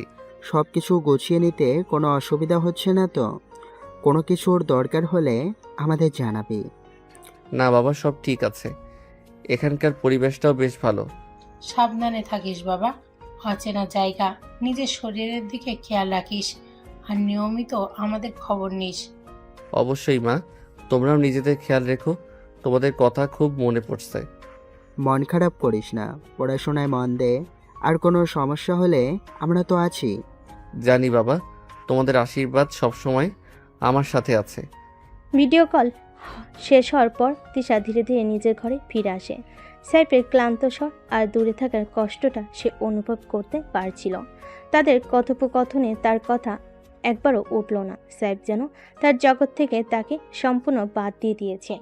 এই উপেক্ষা তিশার মনে এক নতুন ধরনের শূন্যতা আর অস্থিরতা সৃষ্টি করল। এতদিন ধরে যে সাইফের প্রতি উদাসীন ছিল, কিন্তু আজ তার অনুপস্থিতি আর নীরবতার তিশার হৃদয় এক গভীর দাগ কাটতে শুরু করলো। কেন সাইফ তার কথা একবারও জিজ্ঞেস করলো না? তবে কি তাদের সম্পর্কের সব সূত্র সত্যি ছিঁড়ে গেছে? তিশা জানালার বাইরে অন্ধকারের দিকে তাকিয়ে থাকে। তার মনে এক গভীর শূন্যতা আর একরাশ না বলা প্রশ্ন ভিড় করতে থাকে। সাইফের চলে যাওয়ার পর কয়েকটা সপ্তাহ কেটে গেল। বাড়ির পরিবেশ শান্ত, কিন্তু তিশার মনের ভেতর ঝড় উঠছিল। সাইফের প্রতি তার এতদিনকার জমে থাকা রাগ ধীরে ধীরে অনুশোচনায় রূপ নিচ্ছিল।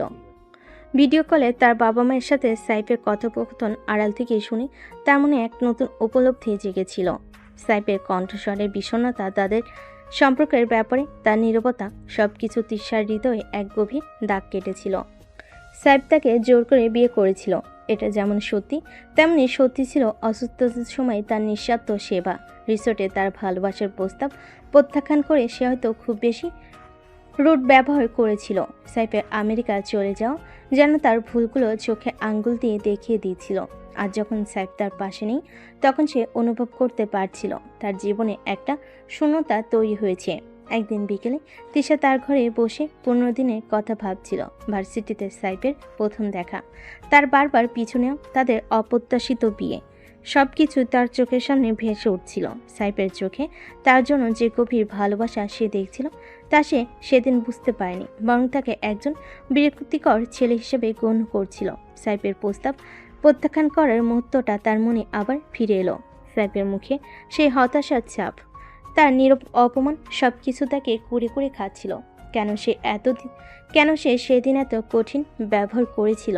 কেন সাইফের ভালোবাসার গভীরতা সে বুঝতে পারেনি? হঠাৎ তিশার মনে হলো সাইফের আমেরিকা যাওয়ার কারণ শুধু তার প্রত্যাখ্যান নয়। হয়তো সে সত্যি কষ্ট পেয়েছিল, হয়তো তার আর কোনো আশা ছিল না। তার ভবিষ্যৎ পরিকল্পনা ছিল, ইউনিভার্সিটি অফ পেনসিলভেনিয়াতে পড়ার সুযোগ ছিল, কিন্তু সে সব ছেড়ে এখানে ছিল শুধু তিশার জন্য। আর তিশা তার ভালোবাসার প্রতিদান দিয়েছে চরম অবহেলা আর প্রত্যাখ্যানের মাধ্যমে। নিজের ভুল বুঝতে পেরে তিশার চোখে জল চলে এলো। তার মনে তীব্র অনুশোচনা হতে লাগলো। সে কি সাইফের প্রতি অবিচার করেনি? তার ভালোবাসাকে কি সে মূল্য দেয়নি? আজ যখন সাইফ দূরে, তখন সে অনুভব করতে পারছে তার জীবনে সাইফে একটা বিশেষ স্থান ছিল। হয়তো সে ভালোবাসার নামান্তর ছিল, যা সে এতদিন উপলব্ধি করতে পারেনি। তিশা দ্রুত উঠে দাঁড়ালো। তার মনে একটাই চিন্তা, সাইফের সাথে তার কথা বলা দরকার, তাকে বোঝানো দরকার যে সে তার ভুল বুঝতে পেরেছে। কিন্তু সাইফ তো এখন অনেক দূরে, কিভাবে তার সাথে যোগাযোগ করবে সে? তার কি কোনো নাম্বার আছে? সে তার ফোনটা হাতে নিল এবং সাইফের কোনো কন্ট্যাক্ট ডিটেলস খুঁজে বের করার চেষ্টা করলো, কিন্তু তাদের মধ্যে কখনোই সরাসরি ফোন নাম্বার বা অন্য কোনো যোগাযোগের মাধ্যম ছিল না। সবসময় তাদের দেখা হতো বাড়িতে অথবা ভার্সিটিতে। হঠাৎ তিশার মনে পড়লো সাইফের বাবা মায়ের কথা। হয়তো তাদের কাছে সাইফের কোনো কন্ট্যাক্ট নাম্বার থাকতে পারে। দ্বিধাগ্রস্ত মনেও তিশা নিচে নেমে গেল। তার মনে একটাই আশা, সাইফের সাথে একবার কথা বলা, তার ভুল স্বীকার করা এবং যদি সম্ভব হয় তাদের সম্পর্কটাকে নতুন করে শুরু করার একটা সুযোগ চাওয়া। অনুশোচনার ঢেউ তিশার ভেতরে আশ্রে পড়ছিল। সাইফের চলে যাওয়া তার মনে শান্ত পুকুরে যেন পাথর ছুঁড়ে মেরেছিল। এতদিন ধরে পুষে রাখা অভিমান আজ তীব্র বেদনার পরিণত হয়েছে। তার মনে একটাই আকুতি, সাইফের সাথে কথা বলা, তার কাছে ক্ষমা চাওয়া। পা আপনা আপনি ড্রয়িং রুমের দিকে এগিয়ে যাচ্ছিল, কিন্তু দরজার কাছে এসে তিশা থমকে দাঁড়ালো। ভেতরে চাপা কান্নার শব্দ তার পা দুটোকে যেন শিকলে বেঁধে ফেল। মোহাম্মদ কাশিমের ভারী শ্বাস আর ফারিহা বেগমের অস্পষ্ট গঙ্গানি তার হৃদয় ছুঁয়ে গেল। আমার মনে হচ্ছে আমরা ভুল করছি। ফারিয়া বেগমের ভাঙ্গা কণ্ঠস্বর ভেসে এলো। ছেলেটা ওখানে একা, ওর তো কেউ নেই। মোহাম্মদ কাশিম দীর্ঘশ্বাস ফেলেন। এখন আর ভেবে কি হবে, যা হবার হয়ে গেছে। তাদের এই কথোপকথন তিশার হৃদয়ে নতুন করে আঘাত হানল। সাইফের একাকিত্বের ছবি তার মনের ক্যানভাসে স্পষ্ট হয়ে উঠল। তাদের জোর করে দেওয়া বিয়ের ফল শুধু সাইফ নয়, তার বাবা মা বহন করছেন। আর এর মূল কারণ সে। এই মুহূর্তে তাদের ব্যক্তিগত বেদনার সাগরে ডুব দেওয়াটা তিশার কাছে চরম স্বার্থপরতা মনে হলো। তাদের একমাত্র সন্তান দূরে, আর সে কিনা নিজের অনুশোচনার বোঝা হালকা করতে তাদের কাছে সাইফে খোঁজ করবে। তাদের কষ্ট কি আরও বাড়বে না? একটা অদৃশ্য দেও যেন তিশাকে থামিয়ে দিল। সে আর ভেতরে প্রবেশ করতে পারল না। বিষণ্ণ মুখগুলোর আবছা ছায়া দরজার ফাঁক দিয়ে দেখল, আর তার নিজের ভেতরে অনুশোচনা আরও তীব্র হলো। ধীরে ধীরে তিশা নিজের ঘরের দিকে পা বাড়ল। জানালার পাশে দাঁড়িয়ে দূরে আকাশ দেখল। তার মনে তখন একটি কঠিন প্রশ্ন, কিভাবে সে সাইফের কাছে পৌঁছাবে? কিভাবে তার ভুল স্বীকার করবে? তাদের যোগাযোগের কোনো সরাসরি মাধ্যম তো তার জানা নেই। এরপরে দিনগুলো যেন এক দীর্ঘশ্বাসের মতো বয়ে যেতে লাগলো। তিশার কষ্ট ক্রমশ বাড়তে শুরু করলো। সাইফের অভাব সে প্রতি মুহূর্তে অনুভব করতে শুরু করলো। আগে তার জোর করে চাপিয়ে দেওয়া উপস্থিতি যেমন বিরক্তিকর ছিল, আজ তার অনুপস্থিতি তেমনই এক গভীর শূন্যতার সৃষ্টি করল। রাতে ঘুম আসতো না, দিনের বেলা কোনো কাজে মন বসাতে পারতো না। ভার্সিটিতে গেলেও বন্ধুদের সাথে তেমন মিশতে পারতো না। তার মন সবসময় অন্যমনস্ক থাকতো। সে প্রায়ই আনমনে সাইফের কথা ভাবত। তার হাসি মাখা মুখ, তার আন্তরিক চোখের চাহনি সবকিছু তার স্মৃতিতে ভিড় করত। অসুস্থতার সময় সাইফের সেবা, রিসোর্টে তার ভালোবাসার প্রস্তাব, সেই মুহূর্তগুলো তার মনে এক চাপা দীর্ঘশ্বাস ফেলত। কেন সে সাইফের সেদিন ভালোবাসার মূল্য দেয়নি? কেন সে এত কঠিন ছিল? একদিন রাতে তিশা বারান্দায় দাঁড়িয়ে আকাশের দিকে তাকিয়েছিল। অজস্র তারার মাঝে সে যেন সাইফের মুখটা খুঁজে বেড়াতো। তার মনে হচ্ছিল দূর আকাশে কোথাও একা দাঁড়িয়ে সাইফ হয়তো তার কথা ভাবছে। একটা চাপা কান্না তার গলা ধরে এলো। সে বুঝতে পারছিল সাইফ দূরে চলে যাওয়ায় তাদের মধ্যকার দূরত্ব শুধু ভৌগোলিক নয়, মানসিকও হয়ে গেছে। সে দূরত্ব ঘোচানো এখন কতটা কঠিন তা সে হাড়ে হাড়ে টের পাচ্ছিল। যোগাযোগের কোনো উপায় জানা না থাকায় তিশার অসহায়তা ক্রমশ বাড়ছিল। তার মনে হতো একটা অদৃশ্য দেওয়াল তাদের দুজনকে আলাদা করে রেখেছে। সে শুধু অপেক্ষা করত, হয়তো একদিন সাইফ নিজে তার সাথে যোগাযোগ করবে, অথবা হয়তো কোনো অলৌকিক ঘটনা ঘটবে। কিন্তু দিন যায়, সপ্তাহ যায়, মাসের পর মাস কেটে যায়, সাইফের কোনো খবর আসে না। তিশার বুকের ভেতরটা ক্রমশ ভারী হতে থাকে। এক গভীর অনুশোচনা আর না বলা কষ্টে বোঝায়। তার মনে একটাই প্রশ্ন ঘুরপাক খেত, তাদের কি আর কখনো দেখা হবে না? তাদের সম্পর্কে কি কোনো ভবিষ্যৎ আছে? প্রায় 2 বছর কেটে গেল। তিশার ভার্সিটি পাঠ চুকে গিয়েছিল আরও আগেই। এই দীর্ঘ সময়টা তার কেটেছে এক গভীর অনুশোচনা আর চাপা কষ্টে। সাইফের কোনো খবর সে আর নেওয়ার সাহস করেনি। তার বাবা মা মাঝে মধ্যে ছেলে ভালো থাকার কথা বলতেন, কিন্তু তাদের মধ্যে আর কোনো যোগাযোগের চেষ্টা তিশা করেনি। সাইফের শীতল উপেক্ষা তার মনে এক স্থায়ী ক্ষত তৈরি করে গিয়েছিল। একদিন বিকেলে তিশা তার শেষ বর্ষের বন্ধুদের সাথে বিদায় অনুষ্ঠানে গিয়েছিল। মন তার একেবারে ভালো ছিল না। হঠাৎ বাড়ি থেকে ফোন এলো, তার বাবা অসুস্থ। তড়িঘড়ি করে বাড়ি ফিরে তিশা দেখল তাদের ড্রয়িং রুমে অপ্রত্যাশিত ভিড়। তার বাবা সোফায় বসে আছেন, তবে তার অন্য পাশে কেউ দাঁড়িয়ে। তিশার বুক ধপ করে উঠল। সাইফ, 2 বছর পর সাইফকে দেখে তিশার পায়ের তলায় মাটি যেন সরে গেল। সময়ের স্রোতে তার চেহারার কিছুটা পরিবর্তন এসেছে, আগের চেয়েও যেন ব্যক্তিত্বের ছাপ পড়েছে। কিন্তু তার চোখে সে শান্ত গভীর দৃষ্টি আজও অমলিন। সাইফ তার বাবার সাথে কথা বলছিল, মুখে হালকা হাসি। তিশা দরজার কাছে স্তম্ভিত হয়ে দাঁড়িয়ে রইল। তার মনে তখন ছড়া হওয়ার মতো অনুভূতিরা ধাক্কা খাচ্ছিল। বিস্ময়, চাপা আনন্দ, পুরনো দিনের কষ্ট আর একরাশ দ্বিধা। এগিয়ে গিয়ে কথা বলার সাহস সে সঞ্চয় করতে পারছিল না। কিছুক্ষণ পর সাইফ তার বাবার কাছ থেকে বিদায় নিয়ে উঠল। তখনই তার চোখ দরজার দিকে গেল এবং তিশাকে দেখতে পেল। তাদের দৃষ্টি মুহূর্তে যেন মিলিত হলো। তিশার মনে হলো তার হৃদস্পন্দন থেমে গেছে, কিন্তু সাইফের চোখে কোনো বিস্ময় বা উষ্ণতা ছিল না, বরং এক শান্ত অচেনা ঔদাসীন্য সেখানে খেলা করছিল। সাইফ হালকা মাথা নেড়ে তার বাবার দিকে তাকিয়ে বলল, আমি বরং এখন আসি। তারপর তিশার পাশ দিয়ে হেঁটে গেল, যেন সেখানে কেউ দাঁড়িয়েনি। সাইফের এই নির্লিপ্ততা তিশার বুকে তীক্ষ্ণ ছুরির মতো আঘাত করল। গত 2 বছর ধরে সে যে অনুশোচনা বোঝা বয়ে বেড়াচ্ছে, সাইফের এই উপেক্ষা যেন তার সমস্ত কষ্টের চরম অবকাশ। সে আশা করেছিল হয়তো তাদের মধ্যে একটি মুহূর্তের জন্য হলো পুনঃসম্পর্কের ছোঁয়া থাকবে, কিন্তু সাইফ তাকে সম্পূর্ণ অচেনা মানুষের মতো এড়িয়ে গেল। তিশা পাথরের মতোই দাঁড়িয়ে রইল, তার চোখ ঝাপসা হয়ে আসছিল, কিন্তু সে নিজেকে শক্ত রাখতে পারল না। সাইফের অপ্রত্যাশিত প্রত্যাবর্তন তার মনে যে ক্ষীণ আশা জাগিয়েছিল তা নিমেষেই ভেঙে চুরমার হয়ে গেল। সাইফ যেন তার জীবনের অধ্যায় পুরোপুরি বন্ধ করে দিয়েছে। রাতে যখন বাড়ির নীরবতা আরও গভীর হলো, তিশা একা বারান্দায় দাঁড়িয়ে আকাশের দিকে তাকিয়ে রইল। তার মনে তখন একটাই প্রশ্ন, কেন সাইফ তাকে এত সহজে ভুলে গেল? তাদের জোর করে শুরু হওয়ার সম্পর্কে কি এটাই শেষ পরিণতি?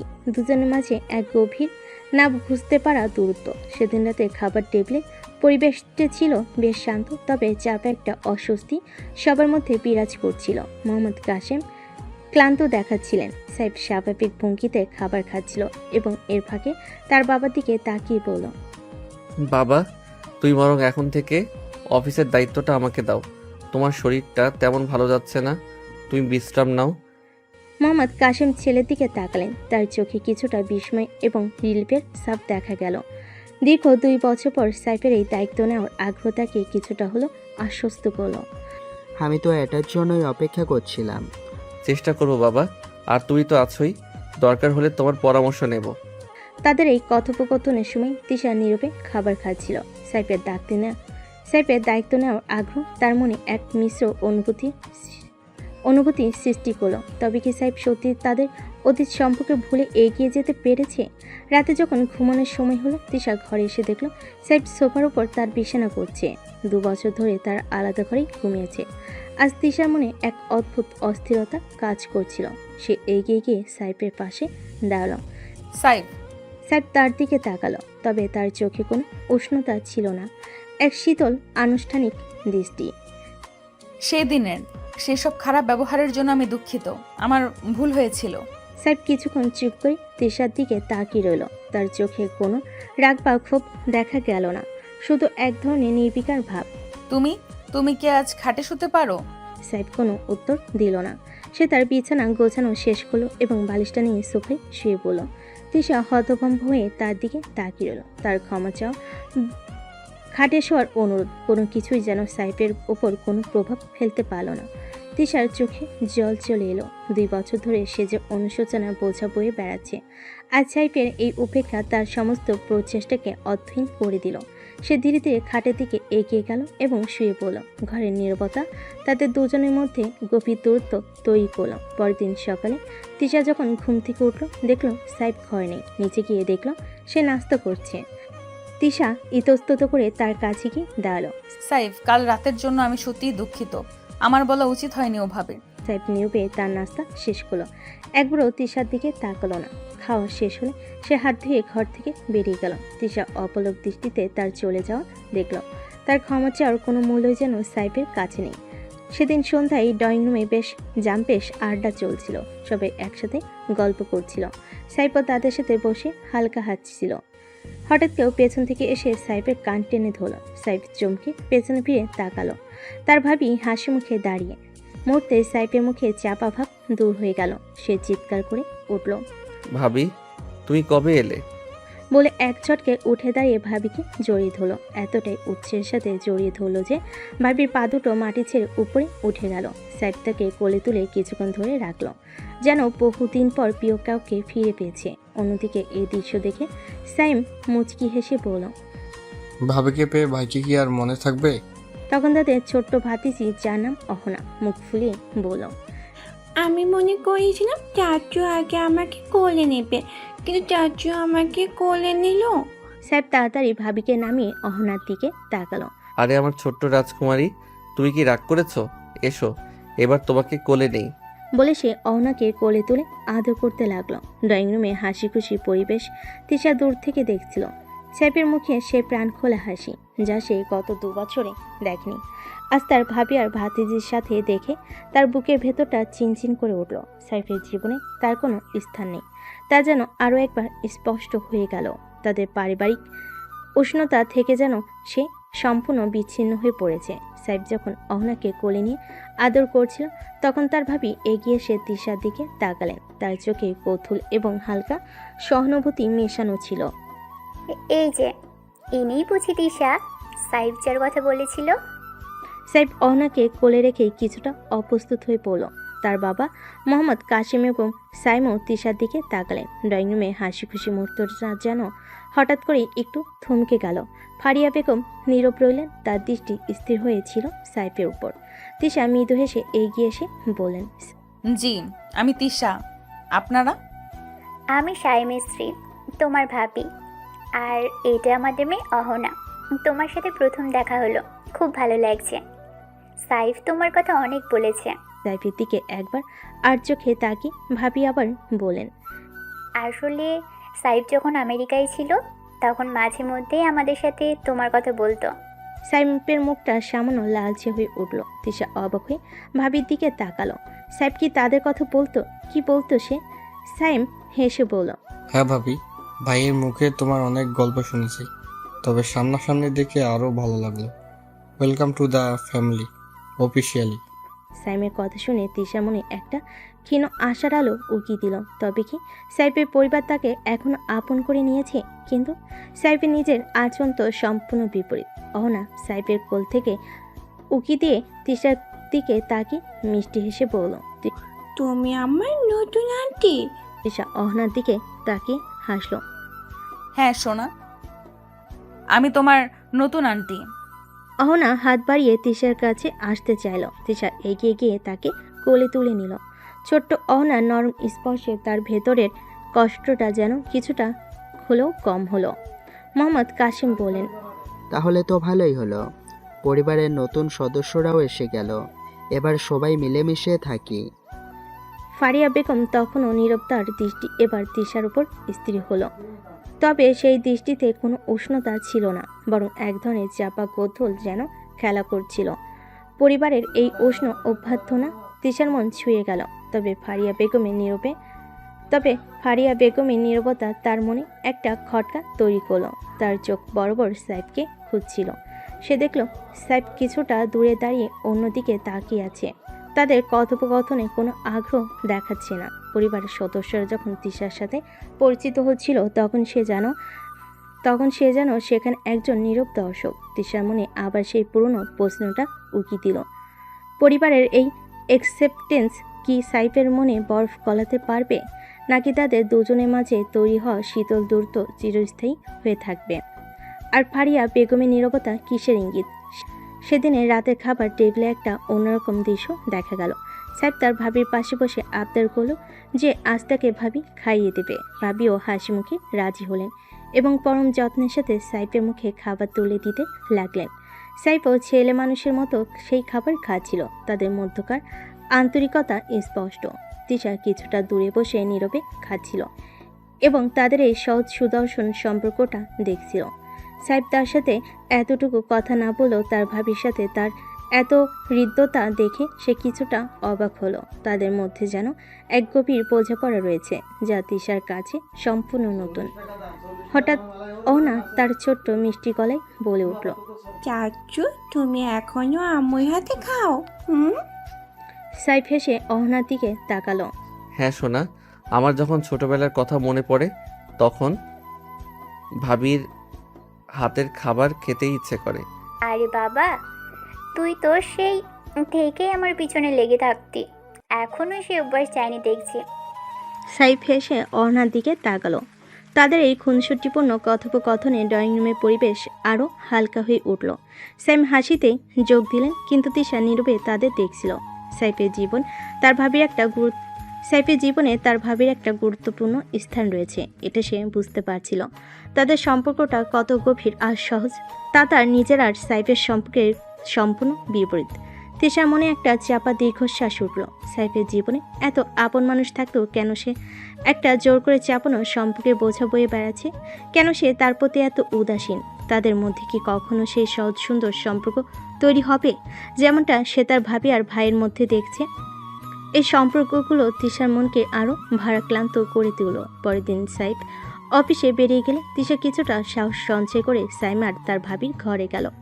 অন্য তখন গভীর ঘুমে আচ্ছন্ন। ভাবি তিশাকে ঘরে আসতে দেখে মিষ্টি হেসে বসতে বলেন, এসো তিশা, কিছু বলবে? ভাবি আসলে আমার একটা পরামর্শ লাগতো আপনার থেকে। হ্যাঁ অবশ্যই, বসো, বলো কি পরামর্শ। তিশা ইতস্ত করে একটি চেয়ার টেনে বসল। তার চোখ ছলছল করছিল। ধীরে ধীরে সে তার আর সাইফের সম্পর্কের শুরু থেকে আমেরিকা যাও এবং সাইফে ফিরে আসার পরের উপেক্ষা সব কিছু ভাবির কাছে খুলে বলল। তার কণ্ঠে বারবার ধরে আসছিল, আর শেষের দিকে সে কান্নায় ভেঙে পড়ল। ভাবি মনোযোগ দিয়ে তিশার সব কথা শুনলেন। তার মুখ দেখে মনে হচ্ছিল তিশার কষ্টে তিনিও ব্যথিত। যখন তিশার কান্না থামল, ভাবি আলতো হাতে তার পিঠে হাত রাখলেন। শান্ত হও তিশা, আমি বুঝতে পারছি তোমার কতটা কষ্ট হয়েছে। সাইফ যা করেছে সেটা কোনোভাবেই সমর্থনযোগ্য নয়, কিন্তু ও আসলে খুব চাপা স্বভাবের।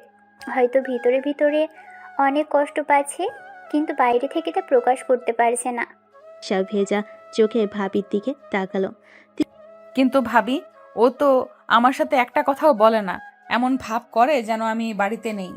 আমি জানি, সাইফ ফিরে আসার পর থেকে আমিও সেটা লক্ষ্য করছি।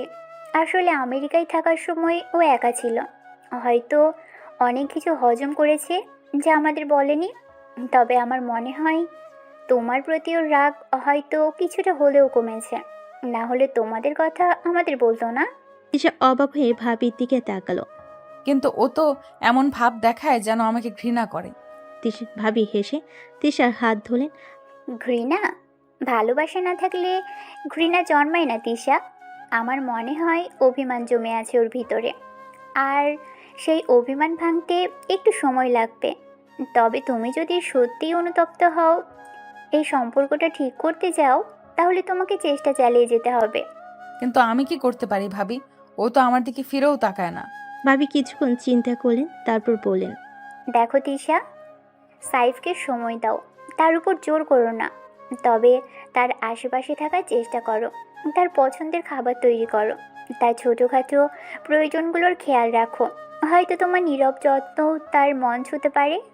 আর সবচেয়ে জরুরি হলো ধৈর্য ধরো। ভালোবাসা একদিন ঠিকই তার পথ খুঁজে নেবে। ভাবির কথাগুলো তিশার মনে নতুন করে আশার সঞ্চয় করলো।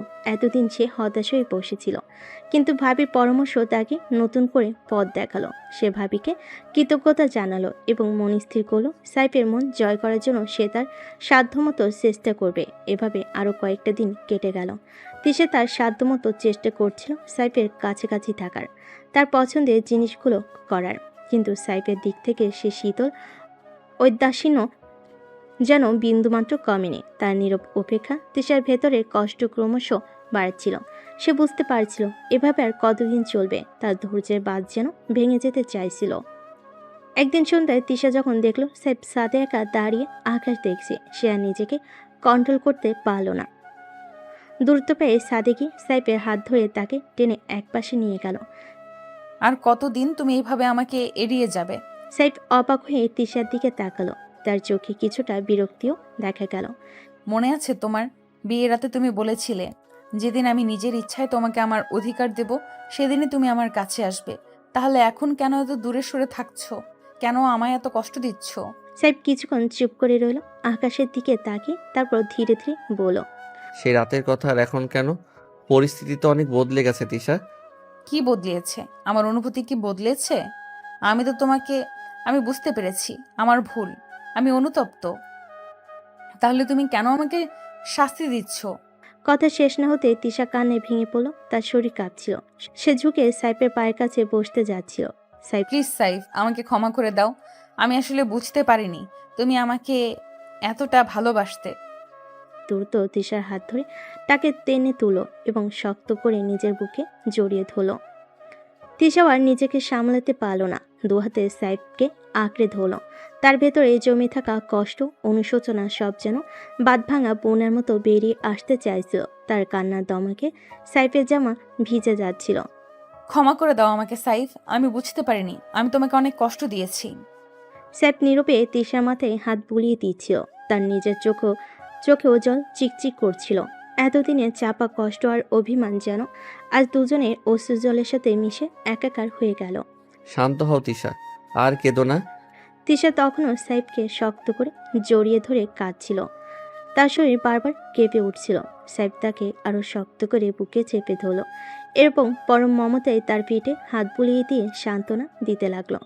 দীর্ঘ নীরবতার পর ছাদে শুধু তাদের কান্নার শব্দ আর রাতের হিমেল বাতাস বইছিল। অবশেষে বহুদিন পর তাদের মাঝে জমে থাকা বরফ গলতে শুরু করলো। তিশার কান্নার অবিরাম ধারে সাইফের বুকের কাপড় ভিজে গিয়েছিল। তার ভেতরের চাপা কষ্ট যেন বাদ মানছিল না। সাইফ আলতো হাতে তিশার মুখ তুলে ধরল। ভেজা চোখের গভীরে সে এক গভীর অনুশোচনা দেখতে পেল। তার হৃদয় নরম হয়ে এলো। সাইফ ঝুঁকে এসে তিশার কপালে এক গভীর স্নিগ্ধ চুম্বন এঁকে দিল। সেই স্পর্শে যেন মিশেছিল ক্ষমা আর সান্ত্বনা। আর কেঁদো না তিশা, সব ঠিক হয়ে যাবে। কিন্তু তিশা যেন সেই স্পর্শে আরো বেশি অসহায় হয়ে পড়ল। সে আবারও সাইফকে শক্ত করে জড়িয়ে ধরল, মুখ গুজে দিল তার বুকে। তার শরীর তখনও কান্নায় কাঁপছিল। আমি তোমাকে অনেক কষ্ট দিয়েছি সাইফ, বিশ্বাস করো। এখন প্রতিটা মুহূর্তে আমি সেই ভুলের প্রায়শ্চিত্ত করছি। তুমি কেন আমাকে ক্ষমা করতে পারছো না? সাইফ নীরবে তিশার মাথায় হাত বোলাতে লাগলো। তার নিজের ভেতরে জমে থাকা অভিমানগুলো যেন ধীরে ধীরে গলতে শুরু করছিল। তিশার কান্নার তীব্রতা তার হৃদয়ে গভীর সহানুভূতি জাগলো। আমি তোমাকে ক্ষমা করেছি তিশা, অনেক আগেই করেছি। হ্যাঁ, তিশা চমকে উঠল এবং তার বুক থেকে মুখ তুলে সাইফের দিকে তাকালো। তার ভেজা চোখে অবিশ্বাস্য আর ক্ষীণ এক আশার আলো। সত্যি তুমি তুমি আমাকে ক্ষমা করেছো? সাইফ মাথা নেড়ে সায় জানালো। তার চোখে এক গভীর বেদনার ছায়া। হ্যাঁ তিশা, কিন্তু বিশ্বাস করো, সেই দিনগুলোর কষ্ট আমি এত সহজে ভুলতে পারিনি। তোমার উপেক্ষা, তোমার ঘৃণা, সেগুলো আমাকে ভেতরে ভেতরে শেষ করে দিচ্ছিল। তাই দূরে চলে যাওয়া ছাড়া আমার আর কোনো উপায় ছিল না। তিশা আবার সাইফকে জড়িয়ে ধরল, এবার কিছুটা শান্তভাবে। তার আলিঙ্গনে কৃতজ্ঞতা আর ভালোবাসার আকুতি। আমি জানি আমি তোমাকে অনেক কষ্ট দিয়েছি, কিন্তু বিশ্বাস করো, এখন আমি সব কিছু নতুন করে শুরু করতে চাই। তুমি কি আমাকে সেই সুযোগ দেবে সাইফ? সাইফ তিশার চুলে আলতো করে স্পর্শ করল। রাতে নীরব সাদে তাদের দুজনের নীরব আলিঙ্গন যেন এক নতুন সম্পর্কের জন্ম দিচ্ছিল। দীর্ঘ বিরতির পর তারা আবার একে অপরের উষ্ণতা অনুভব করল। অতীতের তিক্ততা হয়তো পুরোপুরি মুছে যাবে না, কিন্তু ভালোবাসার নতুন বীজ রোপণের জন্য এই মুহূর্তটা ছিল অপরিহার্য। সাদে হিমেল বাতাসে দীর্ঘক্ষণ একে অপরের বাহু জোড়ে আবদ্ধ থাকার পর সাইফ আলধতে তিশার ভেজা গাল স্পর্শ করল। তার চোখের গভীর মায়া। সে তিশার হাত ধরে তাকে ঘরে নিয়ে এলো। তাদের বেডরুমের আবহাওয়া আজ অন্যদিনের চেয়ে সম্পূর্ণ ভিন্ন। নীরবতা ভেঙে সেখানে এক স্নিগ্ধ আবেগপূর্ণ উষ্ণতা বিরাজ করছে। তিশা ঘরে ঢুকেই থমকে দাঁড়ালো। হালকা নীলালের ঘরটা মায়াবী হয়ে উঠেছে, যেন কোনো স্বপ্নপুরী। খাটের পাশে একটা ছোট্ট টেবিলে জ্বলছে সুগন্ধি মোমবাতি, যার মৃদু আলো তাদের দুজনের চোখে মুখে এক রোমান্টিক আভা সৃষ্টি করেছে। খাটের উপর এলোমেলোভাবে ছড়িয়ে রয়েছে রক্তিম গোলাপের পাপড়ি, আর খোলা জানালার হালকা পর্দা রাতের বাতাসে ভেসে এসে আলতো করে তাদের স্পর্শ করছে। সাইফ দরজা বন্ধ করে তিশার দিকে তাকালো। তার চোখে সেই কঠিন ঔদাসীন্যর বদলে আজ শুধুই গভীর ভালোবাসা আর ব্যাকুল আকাঙ্ক্ষা। তিশার চোখেও লজ্জার ভালোবাসার এক মিশ্রিত আভা চিকচিক করছে, যেন বহুদিনের প্রতীক্ষার পর কাঙ্ক্ষিত মুহূর্তে ধরা দিয়েছে। সাইফ ধীরে ধীরে তিশার কাছে এগিয়ে গেল। তার প্রতিটি পদক্ষেপ যেন হৃদয়ের স্পন্দন। তার উষ্ণ হাত দিয়ে তিশাকে খাটের পাশে দাঁড় করালো। তাদের নীরব দৃষ্টি বিনিময়ে যেন না বলা অনেক কথার প্রতিধ্বনি। এই দিনটার জন্য আমি কত বিনিদ্র রাত কাটিয়েছি দিশা। যেদিন তুমি তোমার সমস্ত দ্বিধা ভেঙে নিজের ইচ্ছায় আমার পাশে এসে দাঁড়াবে, আমার ভালোবাসাকে স্বীকৃতি দেবে। তিশা সাইফের চোখের গভীরে ডুব দিল। সেখানে সে তার জন্য গভীর আবেগ আর অপেক্ষা দেখতে পেল। তার ঠোঁটের কোণে এক স্নিগ্ধ হাসি ফুটে উঠল, যা সাইফের হৃদয় এক নতুন স্পন্দন জাগালো। আমারও অনেক দীর্ঘ পথ পেরোনো হয়েছে সাইফ, নিজের ভুল বুঝতে, তোমার নীরব ভালোবাসার গভীরতা অনুভব করতে। এই নীরবতা আমাকে প্রতি মুহূর্তে দগ্ধ করেছে। সাইফ আলতো করে তিশার একগুচ্ছ রেশমি চুল সরিয়ে তার কানের পাশে প্রেমালিঙ্গনে আবদ্ধ করল। তাদের দুজনের উষ্ণ নিঃশ্বাস একে অপরের মুখের উপর পড়ল। এক মাদকতাময় মুহূর্ত তৈরি করল। সাইফ তিশার আরও কাছে এসে পড়ল। আজ আমাদের সব ভুল বোঝাবুঝির অবসান হোক তিশা। আমাদের জোর করে শুরু হওয়া সম্পর্কের ওপর ভালোবাসার নতুন রং লাগুক। এক নতুন অধ্যায়ের সূচনা হোক, যেখানে শুধু তুমি আর আমি থাকবো। তিশা মাথা নেড়ে সাইফের বুকে আলতো করে হাড় রাখল। তার স্পর্শে সাইফের সার শরীরে যেন বিদ্যুৎ খেলে গেল। সে অনুভব করল তিশার হৃদয়ের উষ্ণতা আর ভালোবাসার নীরব স্বীকৃতি। সাইফ ঝুঁকে এসে তিশার গোলাপি ঠোঁটে এক গভীর আবেগপূর্ণ চুম্বন এঁকে দিল। সেই চুম্বনে ছিল এতদিনকার চাপা না বলা কথা, অনুশোচনা আর নতুন করে ভালোবাসার অঙ্গীকার। তিশাও তার বাহু বাড়িয়ে সাইফের গলা জড়িয়ে ধরল। তাদের চুম্বনের গভীর থেকে গভীরতর হলো। সাইফের থামার কোনো নাম গন্ধ নেই। সে শুধু তিশাকে কিস করেছে। তিশাও সাইফকে কোনো বাধা দিচ্ছে না, যেন দুটি তৃষ্ণাত্ম হৃদয় অবশেষে প্রশান্তির পরশ খুঁজে পেল। সাইফ ধীরে ধীরে তিশার কাপড় খুলে নিল। তারপর যখনই তাদের প্রথম মিলন ঘটে, তিশা একটু আওয়াজ করে ওঠে, সাইফ একটু আস্তে। তিশা ধৈর্য ধরো। তিশা আবার আওয়াজ করতে যাবে, কিন্তু সাইফ তখনই তিশার ঠোঁট তার দখলে নিয়ে নেয়। তিশা সাইফকে শক্ত করে তার সাথে চেপে ধরল। তাদের আলিঙ্গন আরও নিবিড় হলো। মোমবাতির আলোয় তাদের দুটি শরীর একাকার হয়ে গেল। গোলাপের পাপড়ি, নম স্পর্শ আর হালকা নীল আলোয় তাদের ভালোবাসার এক নতুন বাসর রাতের স্বপ্নীল সূচনা হলো। রাতের নীরবতা ভেঙে শুধু ভেসে আসছিল তাদের গভীর ভালোবাসার সুবাস, হৃদয়ের স্পন্দন আর দীর্ঘ প্রতীক্ষার পর পাওয়া মিলনের মৃদু গুঞ্জন। অতীতের তিক্ততা ধীরে ধীরে ফিকে হয়ে আসছিল, আর ভবিষ্যতের রঙিন স্বপ্নে তারা একে অপরের উষ্ণ বাহুতে বাধা পড়ছিল। জোর করে শুরু হওয়া তাদের সম্পর্ক আজ অনুশোচনা, ক্ষমার গভীর ভালোবাসার এক নতুন পরিণতি খুঁজে পেল। দীর্ঘ অপেক্ষার পর অবশেষে তারা একে অপরের হৃদয়ের গভীরে নিজেদের স্থায়ী স্থান করে নিল। তাদের ভালোবাসার জয় হলো অশ্রুজলের পথ পেরিয়ে। সেই রাতের পর সাইফ আর তিশার জীবনে এক নতুন সূর্যোদয় হলো। তাদের সম্পর্কের মেঘ কেটে গিয়ে ভালোবাসার উষ্ণ আলো চারপাশ আলোকিত করে তুলো। দীর্ঘ 2 বছরের নীরবতা ভেঙে তাদের মধ্যে আবার কথা বলা শুরু হলো।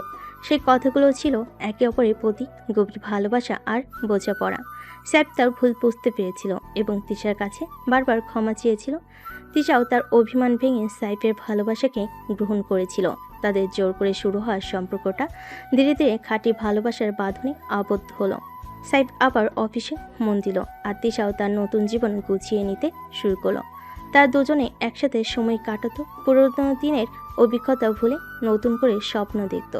তাদের মধ্যকার দূরত্ব খুঁজে গিয়ে এক গভীর বন্ধুত্ব ও ভালোবাসার সম্পর্ক তৈরি হলো। তাদের ভালোবাসার সাক্ষী ছিল তাদের পরিবার। সাইফের বাবা মা তাদের দুজনে পরিবর্তন দেখে খুব খুশি হয়েছিলেন। সাইম আর তার ভাবিও তাদের সম্পর্ককে সহজভাবে মেনে নিয়েছিল এবং সবসময় তাদের পাশে ছিল। ছোট্ট অহনত সাইফ আর তিশার চোখের মনি হয়ে উঠল। কিছু মাস পর সাইফ আর তিশা আবার সেই রিসোর্টে গিয়েছিল। সেখানে সাইফ তাকে প্রথমবার প্রপোজ করেছিল। তবে এবারে পরিবেশটা ছিল সম্পূর্ণ ভিন্ন। কোনো দ্বিধা বা তিক্ততা নাই, শুধু ছিল দুটো ভালোবাসাময় হৃদয়ের সান্নিধ্য। তিশা সেদিন সাইফের হাতে হাত রেখে বসেছিল। তুমি আমার জীবনে না এলে হয়তো আমি কখনোই সত্যিকারের ভালোবাসার মানে বুঝতাম না। সাইফ এসে তিশাকে জড়িয়ে ধরেছিল। আর তুমি আমার জীবনে এসে আমার ভুলগুলো ধরিয়ে দিয়েছিলে তিশা। তোমাকে ছাড়া আমার জীবনটা অসম্পূর্ণ।